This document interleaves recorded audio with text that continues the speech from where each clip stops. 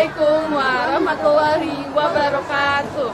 Kami akan menjelaskan tentang dampak penjajahan dan kaitannya dengan keadaan Indonesia saat ini. Sebelum itu, perkenalkan. Nama saya Richard Jeremy. Nama saya Keisha Jasmine Karnia. Nama saya Kansa Eviani dari absen 8. Mari simak. Pada dampak ekonomi, penjajahan membuat Indonesia dijadikan sumber bahan mentah bagi kepentingan bangsa Eropa.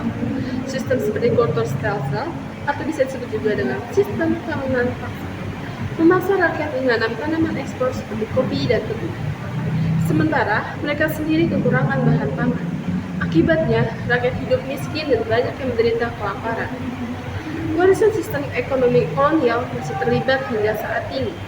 Ketimpangan ekonomi antara kaya dan yang miskin masih sangat tinggi. Sementara, kekayaan alam banyak dikuasai perusahaan besar di Indonesia.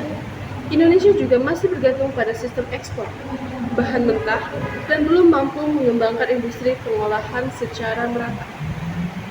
Ini menunjukkan bahwa pola ekonomi kolonial yang menempatkan rakyat sebagai penghasil bahan mentah masih membayangi perekonomian nasional. Yang kedua, dampak sosial. Penjajahan menanamkan sistem sosial yang diskriminatif. Rakyat pribumi dianggap kelas terendah dan tidak memiliki hak yang sama seperti bangsa Eropa. Hal ini melahirkan mentalitas rendah dan ketidakpercayaan terhadap kemampuan bangsa sendiri. Dampaknya masih terlihat dalam kehidupan sosial sampai saat ini. Kesenjangan sosial masih lebar, terutama antara masyarakat kota dan desa. Selain itu, politik divide and impair atau pecah belah yang diterapkan penjajah menyebabkan perpecahan antar suku, agama, dan golongan.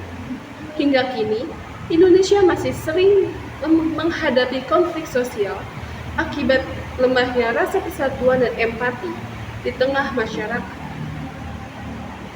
Sekian, terima kasih. Yang ketiga, ada dampak politik dan pemerintahan. Sistem pemerintahan kolonial bersifat otoriter dan sentralistik. Rakyat tidak memiliki hak politik dan hanya menjadi objek kekuasaan. Pola ini diwarisi hingga masa setelah kemerdekaan. Terlihat dari birokrasi yang lambat, sentralistik kekuasaan, dan praktik korupsi yang marak. Hingga kini, sebagian pejabat masih memiliki mental penguasa, bukan pelayan rakyat. Budaya politik yang tidak transparan dan masih adanya hukum warisan kolonial seperti KUHP Belanda menunjukkan bahwa sistem pemerintahan Indonesia belum sepenuhnya terbebas dari pengaruh masa lalu. Nah, yang keempat, ada dampak pendidikan pada masa penjajahan. Pendidikan hanya diberikan kepada kelompok tertentu agar bisa menjadi pegawai rendah kolonial. Sebagian besar. Yang keempat, ada dampak pendidikan. Pada masa penjajahan, pendidikan hanya diberikan kepada kelompok tertentu agar bisa menjadi pegawai rendah kolonial. Sebagian besar rakyat dibiarkan buta huruf. Setelah merdeka, Indonesia berhasil memperluas akses pendidikan. Namun, ketimpangan kualitas pendidikan antar wilayah masih tinggi. Sistem pendidikan Indonesia juga masih dipengaruhi oleh pola kolonial yang menekankan hafalan dan kepatuhan, bukan kreativitas dan kemandirian. Untuk membangun bangsa yang maju, sistem pendidikan perlu diarahkan untuk mencetak generasi yang kritis, berkarakter, dan memiliki semangat kebangsaan yang tinggi. Pada kesempatan kali ini, saya akan menjelaskan tentang dampak budaya dan mentalitas dari penjajahan. Penjajahan berusaha melemahkan bangsa Indonesia melalui penanaman rasa rendah diri.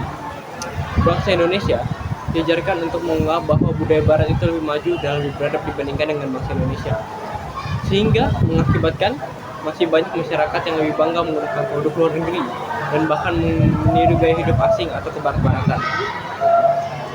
Selain itu, nilai-nilai luhur bangsa seperti gotong royong, kebersamaan, itu mulai tergeser oleh budaya-budaya dan sifat-sifat dari luar negeri atau sifat-sifat asing seperti individualistik dan materialistis.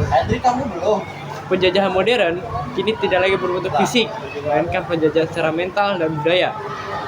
Oleh karena itu, bangsa Indonesia perlu kembali menumbuhkan rasa bangga terhadap identitas nasional dan memperkuat karakter kebangsaan di kehidupan kita sekarang. Selanjutnya, saya akan menjelaskan tentang dampak terhadap persatuan dan identitas nasional. Penjajahan itu mereka menggunakan politik adu domba di antar kerajaan dan juga bisa antar suku untuk memperkuat kekuasaan dalam penjajahannya. Akibatnya, semua persatuan bangsa menjadi lemah.